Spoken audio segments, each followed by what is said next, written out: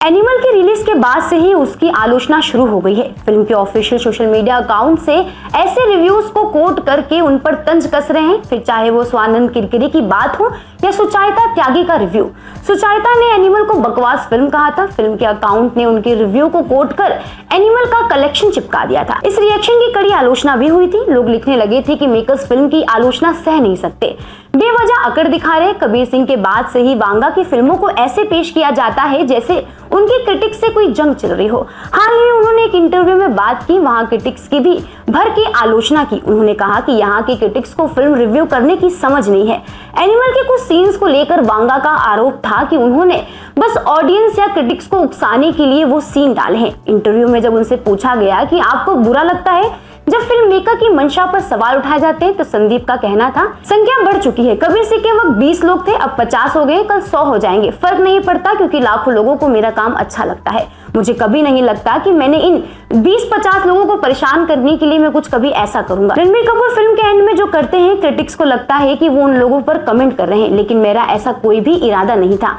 मैं चाहता था कि ऑडियंस एनिमल पार्क को सपोर्ट करे। उन्होंने उसे गलत ढंग से समझा। जिस मोमेंट पर रणबीर कपूर का किरदार वो जो जेस्चर करता है, ठीक उसके बाद मेरा नाम आता है, तब उन्हें लगता है कि मैं उन्हें जवाब दे रहा हूँ।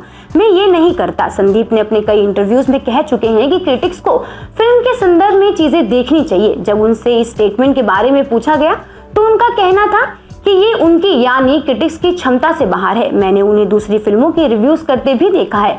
मुझे लगता है कि इन सभी लोगों को चीन जाना चाहिए। आपको बता दें कि चीन में सबसे ज्यादा क्या चलता है, इंग्लिश ट्यूशन।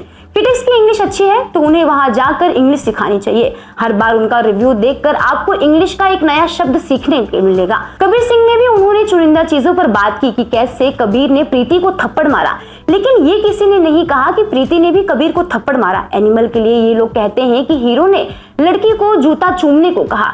ये तो हुआ ही नहीं, फिर इस बारे में बात क्यों हो रही है? आप कैसे कह सकते हैं कि ये फिल्म 3 घंटे का टॉर्चर है? ये बहुत शर्मनाक है। आपको लगता है कि क्रिटिक्स के रिव्यू की वजह से मुझे पहले दिन इतनी बड़ी ओपनिंग मिली? ऐसा करप्ट की वजह से हुआ था। कोई करप्ट की बातें नहीं करता, कोई एडिटिंग या साउंड डिजाइन के बारे में बात नहीं करता। जब फिल्मों की बात आती है तो ये लोग अशिक्षित हो जाते हैं। उनके पास फिल्म का रिव्यू या उसकी आलोचना करने का कोई सेंस नहीं है। वो सिर्फ सेंसिटिव पार्ट को देखते हैं, उसी के बारे में बात करते हैं, उनका और कोई काम नहीं है। इस इंटरव्यू में उन्होंने कहा कि ये क्रिटिक्स पहले उनकी फिल्मों की आलोचना करते हैं, फिर उन्हें अपने शो पर आने का न्योता भी देते हैं। वांगा ने क्रिटिक्स को सुनाया।